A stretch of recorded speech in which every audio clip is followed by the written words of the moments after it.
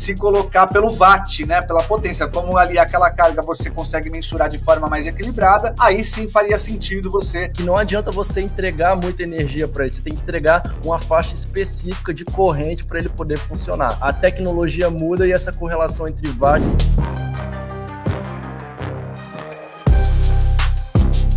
Esse vídeo tem o oferecimento de Suruma Jardinagem, Grow Power, Gorilla Microbes, Ganza App, Flower Mind, DNA 420, Delta G.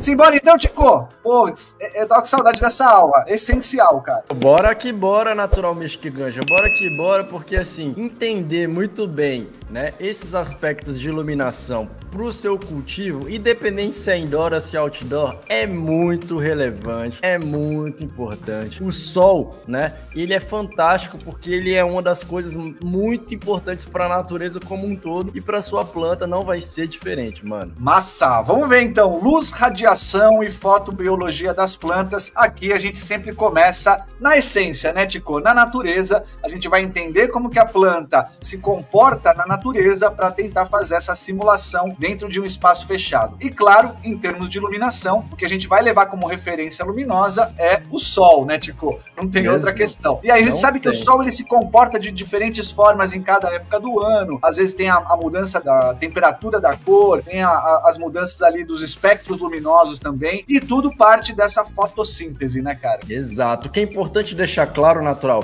é que o sol não muda, né? O que muda é a posição do seu lugar na Terra em relação ao Sol e como o Sol bate na superfície da Terra. Isso é o que muda e isso é que dá vários, né, quesitos relativos a essa diferenciação do que a gente percebe, né, aqui na Terra do Sol. Mas quando a gente fala de fotobiologia, é muito importante a gente entender, porque essa é uma ciência, né, que a gente fala, é uma interação da física com a biologia justamente para entender o desenvolvimento das plantas. E aí ela estuda justamente como, né, que a energia solar faz com que a planta seja estimulada a produzir um fenômeno que é muito relevante, que se chama fotossíntese.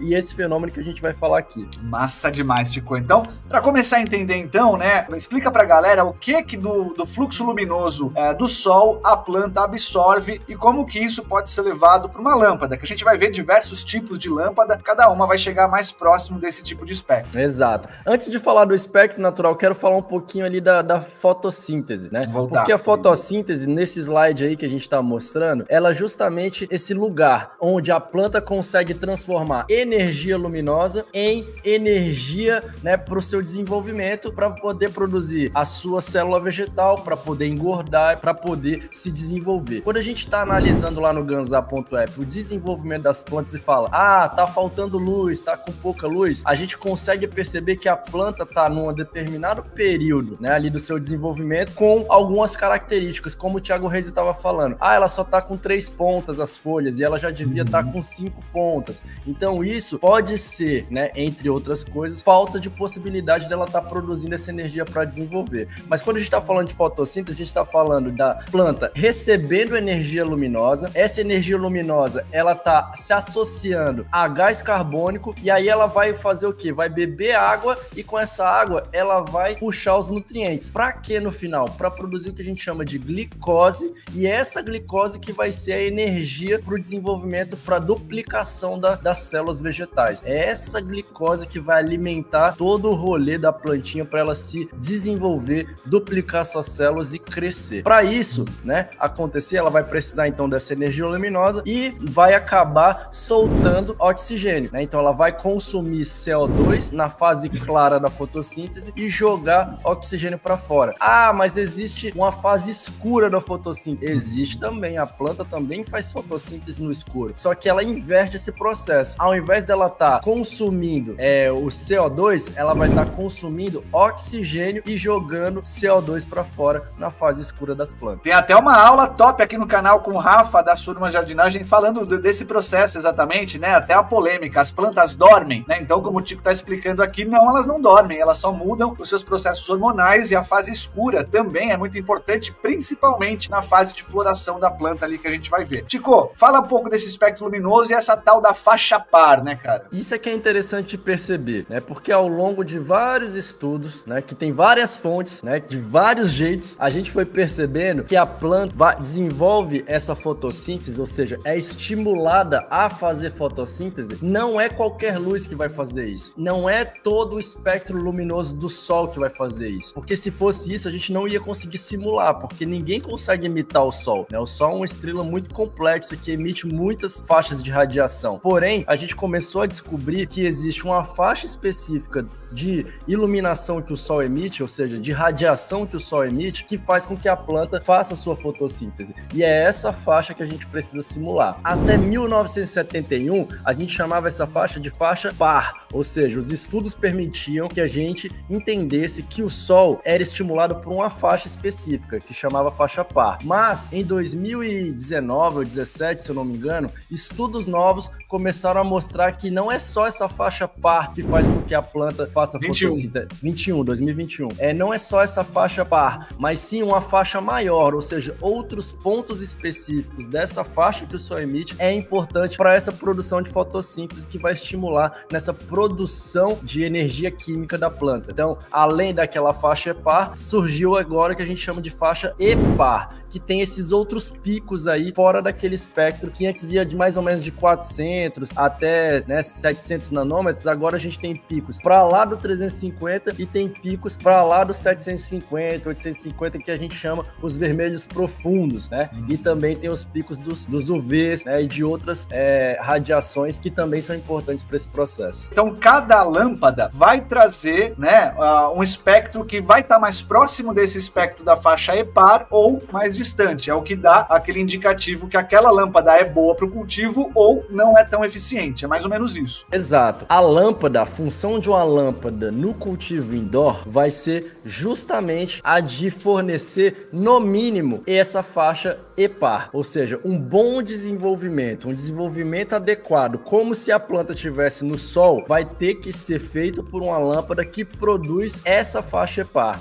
A essas lâmpadas dá aquele nome conhecido, que são as full spectrum. Full spectrum não significa que ela está emitindo igual ao sol, não, ela está emitindo no mínimo a faixa epar, que é essa faixa de radiação fotossintética, que é como a gente fala com dados mais técnicos, né? E Tico, para descobrir se aquela lâmpada que você adquiriu, se ela tá dentro dessa faixa epar, tem a bula da lâmpada, né? Que é o tal do datasheet, é isso? Exato, só tem um jeito de saber. E toda lâmpada de qualidade, ela foi produzida com um chip que tem uma procedência. E é essa procedência que vai te ajudar a dizer se aquele chip está emitindo, se aquela lâmpada, está emitindo a faixa específica que você precisa para o seu cultivo. Eu até vi no chat alguém falando, qualquer lâmpada para horticultura já é melhor do que uma lâmpada normal. Com certeza, qualquer lâmpada voltada para horticultura já é uma lâmpada pensada, né? Ou seja, já é uma lâmpada desenvolvida para produzir algum ponto dessa faixa epar. Ela é feita para horticultura. Mas dentro dessa categoria horticultura existem vários tipos. Tem tipos de planta que precisam de mais radiação X do que outras, né? Então é importante a gente sempre olhar esse negócio que o natural chama de bula do remédio, que é o datasheet. O datasheet, ele sempre vai ser importante porque é nele que vai estar ali todo o rolezinho. Vai dizer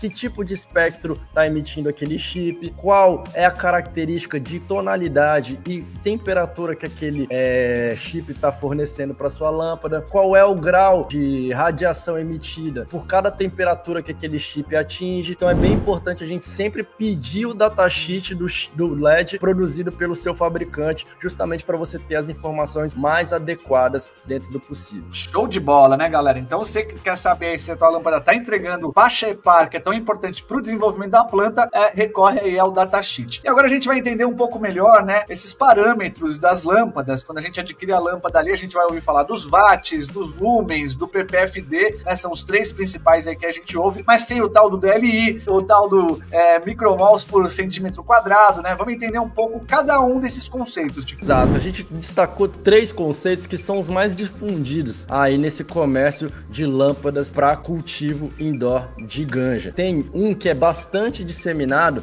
o primeiro, que é o watt. E é muito importante, mas muito importante a gente entender que o watt sempre vai estar relacionado com consumo de energia de um determinado equipamento elétrico, não necessariamente lâmpada para cultivo. Até o seu litificador, se você olhar por embaixo dele, vai estar quantos watts ele consome. Quando você vai comprar um chuveiro, você vai olhar quantos watts ele consome. Ah, chuveiro bom, né? Para quem mora no sul do país, chuveiro bom é que tem muito watt, porque esquenta bastante a água e a gente precisa se esquentar no chuveiro. Mas é a lâmpada. Lâmpada boa significa ter muitos watts? Não necessariamente. Se a lâmpada possui muitos watts, a gente tem que saber watt de que ela está emitindo, ou seja, que ela está transformando energia elétrica e energia luminosa em que LED, utilizando que tecnologia, que faixa par ou EPAR, ou que faixa do espectro. É isso que é importante a gente entender. Mas o watt sempre vai ser importante para você saber a conta de luz que você vai estar pagando. Quanto maior o watt, maior a conta de luz.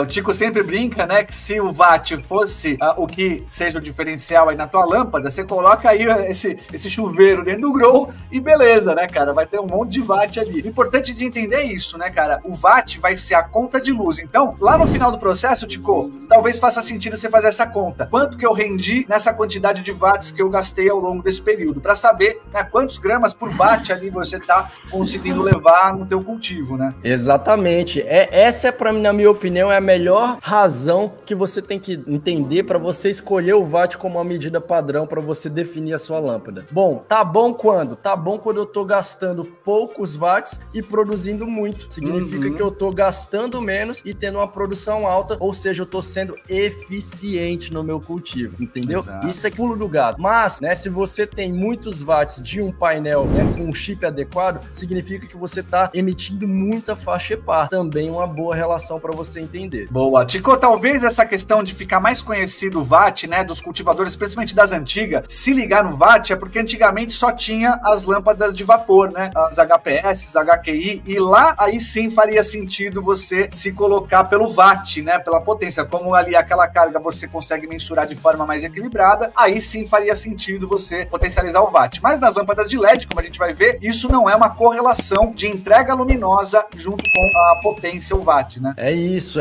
A gente tem sempre essa impressão e carrega isso de maneira histórica, porque naquelas lâmpadas de bulbo, a gente tinha uma correlação bem direta entre watt e energia luminosa, né? Por conta da tecnologia que era desenvolvida essas lâmpadas. Essas lâmpadas eram desenvolvidas utilizando ali um filamento. Quanto mais energia elétrica você passar por aquele filamento, maior seria a quantidade de luz que aquele filamento está emitindo. No caso dos painéis de LED, essa correlação não existe, porque a tecnologia é outra, funcionam como um semicondutor, ou seja, você tem ali diodos que não adianta você entregar muita energia para ele, você tem que entregar uma faixa específica de corrente para ele poder funcionar. A tecnologia muda e essa correlação entre watts e iluminação também vai ser diferente. Show de bola. Então, watts é igual ao consumo que você vai ter aí no final do mês na conta de luz. O próximo tópico é os lumens, né, cara? A gente também ouvia falar bastante. Eu, no começo lá do meu cultivo, eu olhava os lumens das lâmpadas fluorescentes para ver se tinha uma boa cobertura. Mas, Tico, a planta também não absorve lumens, isso vai ser só a cobertura vista a olho nu, né? Exatamente, Mish, que o lumen é uma unidade de medida vinculada a essa questão, assim, como eu consigo perceber a iluminação de uma área. O lumen é uma unidade de medida muito utilizada na arquitetura, onde você tem ali projetos luminotécnicos, até o nome é relativo a isso, ou seja, quantos pontos focais de luz eu tenho que colocar para cobrir um ambiente. Essa informação é muito importante você ter ali quando você tem o seu painel. Porém, os lumens são medidos a partir da experiência humana com essa luz. Então, o nosso olho, ele vê diferente do que a planta entende a luz. O nosso olho, ele percebe as radiações, é estimulado por radiações diferentes que a planta. Então, é importante a gente entender que o lumen está diretamente proporcionado a essa relação área de cobertura, muito no foco da arquitetura e no olho humano. E Tico, daí faz sentido, por exemplo, pro Arduino, que falou com a gente aqui no chat, que ele trabalha com estufas estúdio. E aí, os lumens é top pra ele aí, né, cara? Exato. No caso dele, cara, no quanto maior lumens, melhor e mais eficiente vai ser a lâmpada pro negócio dele, ou seja, pro fornecimento de cobertura de luz. No estúdio, você quer cobertura, você quer ver tudo, você quer cobrir cada cantinho. Ah, no cultivo você também quer, mas não significa que é olho nu. Você quer cobrir na faixa específica que estimula a planta a fazer fotossíntese. Agora, o próximo PPFD talvez seja a medição mais importante para a gente ver se a planta tá recebendo a tal da faixa EPAR. É isso, né, cara? É exatamente isso daí, cara. O PPFD vai medir uma coisa que é muito importante, porque tem a ver com a característica da luz. A luz, a gente pode estudar ela na física de duas maneiras, ou ela sendo como onda ou como partícula, né? Eu gosto de onda, e eu acho que o chat todo adora uma onda,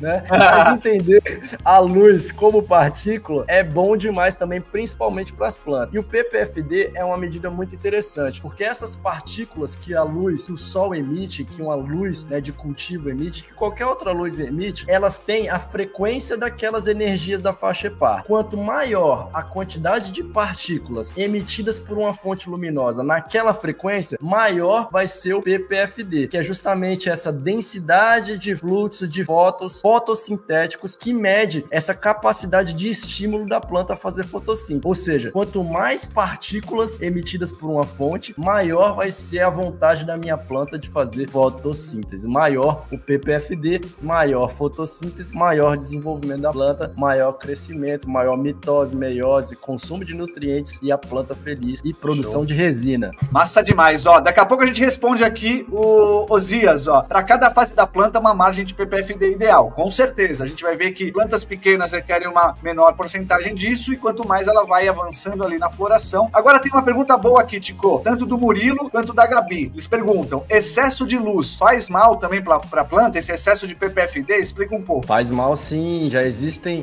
alguns estudos também relativos a você entender que existe um estresse por alta emissão de PPFD, né? Esse estresse causa ali na planta um fenômeno que ela fica meio albina, ou seja, ela perde a clorofila. É tanta partícula emitida que chega a quebrar ali algumas células, né? E aí, principalmente as células de clorofila, ela vai perdendo essa cor, vai ficando com os cabelinhos, né? Tudo branco, folha branca. Isso acontece quando? Quando a planta fica muito perto, durante muito tempo, perto da luz. Ou ela queima pelo calor, ou ela vai se esbranquecendo por excesso de PPFD. Tico, essa próxima imagem fica bem nítido, né? Como é que se comporta essas partículas, né? A gente imagina como um chuveirinho. Por isso que dá para entender que quanto mais próximo do painel tiver, quanto mais essa copa das plantas principalmente tiver ali recebendo essa quantidade maior de partículas, e pensar que quanto mais longe tiver desse chuveirinho, menos ela vai receber aí essa carga luminosa, né? Exato. Você tem que pensar no seu painel exatamente essa analogia, como se fosse um chuveiro, né? Se ele for um painel de LED, cada diodo é um emissor de fótons, é um emissor de partículas nessa faixa EPAR, partículas capazes de fazer a planta se desenvolver. E quanto mais perto você tá dele, mais pingos, né, mais partículas vai bater na planta. Quanto mais longe, mais essas partículas vão se dissipar. A analogia do chuveiro é boa demais. Ah, mas quando é que eu sei, olhando para a planta, que o PPFD tá no nível adequado? Quando a planta tá, ó, ela dá graças a Deus, ela te diz, tá ótimo o PPFD, tô aqui, ó, tomando luz e tô bem. Agora, quando a planta começa a estimular, a procurar esse lugar onde tem mais PPFD, ela vai ficar com as folhinhas mais pra baixo, assim. Quando ela faz isso aqui, ó, significa que ela tá, ó, receba! Ô, Tico, tem a galera aqui falando do Fotone, né, que é um aplicativo de celular que você consegue medir os PPFDs. É funcional mesmo? Cara, ele é funcional, né, ele não é um equipamento profissional, vamos dizer assim, não utiliza o melhor sensor, né? O seu celular não tem um sensor específico ali para fazer a captação, né, de fótons, porém, ele faz uma conversão. Determinados equipamentos, você tem ali um erro, né, que vai de 5 a 15% do que seria medido por um equipamento adequado. Depende muito do seu celular. Eu sei que, assim, dos iPhones 11 para cá, já tem uma boa medida, esse erro vai variar de 7 a 3%. Dá uma boa referência para você que está utilizando o celular, né? Tico, tem uma boa aqui também, ó. Eu vou até passar para a próxima slide aqui, que mostra a questão da altura, né? Quanto mais próximo, óbvio, do painel, mais essa chuva aí de partículas vai estar chegando na planta. E aí aqui a questão do BN-Always. A luz que é emitida, nós sabemos que tem um efeito direto na planta. E a luz refletida? Então faz sentido ter uma parede, né? Tiagão já falou sobre isso um pouco, queria a tua opinião também. A parede reflexiva no grow, se faz função, se aumenta a carga luminosa dentro desse espaço, como é que funciona? Aumentar não vai, mas vai diminuir a perda. É importante a gente entender que se diminui mas eu vou botar ali todo um reflexivo, né? Vou cobrir de papel alumínio e tal. É importante que ele seja liso, né? Mais chapado, para não ter muita interferência ali de foco, para a planta não perder o foco. Mas se você quer eficiência nessa disseminação de luz no ambiente, utiliza o branco como referência. O branco é uma excelente referência porque ele está ali refletindo a maior parte da energia que está sendo recebida, né? Massa, top demais, né? Então PPFD aí como principal medição da eficiência luminosa, né? Para a entrega dessa faixa EPAR que é tão próxima ali que a planta vai se desenvolver. E aí, né, Tico, cada fase da planta vai pedir um tipo aí de PPFD, uma quantidade específica, né? E aí a gente tem a diferença sem o CO2 e adicionando CO2. Vamos entender um pouco isso também. Fala um pouco de cada fase e essa quantidade de PPFD. Exato. Ó, didaticamente, a gente dividiu as fases da planta depois que ela germina em 3. Planta jovem, vegetativo e floração, ok? O que a gente precisa entender é que uma planta jovem precisa de um PPFD muito baixo para começar a se desenvolver. Ou seja, ela vai precisar de um PPFD que vai variar ali entre 100 e 300 micromoles por metro quadrado por segundo. O que significa isso? A cada fase de desenvolvimento da planta, ela vai precisando cada vez mais. Por isso que a planta tende a crescer. Ela tende a crescer buscando também aumento, né, de taxa de PPFD num determinado ponto. Então você tá vendo que no começo a planta tá bem tranquila, ela precisa de bem pouco. Por isso que a gente sempre fala pra galera, né? Eu não tenho os equipamentos ideais, eu não tenho nada ideal, tenho um LED, né, baixinho, com pouca emissão. Cara, começa, porque no início, né, até ela precisar mesmo de muito, dá tempo de você desenvolver o que você tem. E a adição de CO2, Tico? Aqui é para um cultivo de talvez larga escala, a gente pode pensar nisso para o cultivo caseiro, o acréscimo de CO2 também? A questão do CO2 é o seguinte, quando a planta está fazendo fotossíntese na sua fase clara, o que ela está consumindo? Ela está pegando energia luminosa na faixa EPAR e está consumindo também CO2. Essa energia luminosa com o CO2 consumido mais a água vai ajudar ela a produzir glicose. Quando você adiciona CO2, significa então que você tem que dar mais carga para ela consumir. Você tem que aumentar a taxa de fotossíntese dela para ela consumir esse CO2 do ambiente, porque senão ela vai morrer intoxicada. Então, por isso, quando você adiciona CO2, tem que aumentar a quantidade de PPFD que você está utilizando. Isso é muito importante você cuidar, porque senão você vai acabar ou jogando dinheiro fora ou intoxicando a sua planta. E você tem que ter um ambiente muito bem controlado para não perder esse CO2 na dissipação, né, ali de ar. Tem que ser um ambiente bem controlado onde você possa fazer essa aplicação, mas você aumenta muito a quantidade de PPFD necessária para a planta se desenvolver com eficiência, consumindo esse CO2 a mais. Tico, agora uma dúvida aqui. Vamos supor que eu tô com uma planta jovem, que na teoria ali 300 micromols já estaria suficiente, mas eu tô dando ali 800 mil. Vai ter esse problema de excesso de luz ou eu vou estimular mais ela a desenvolver mais rápido? Tem essa correlação? Não necessariamente nesse caso, tá?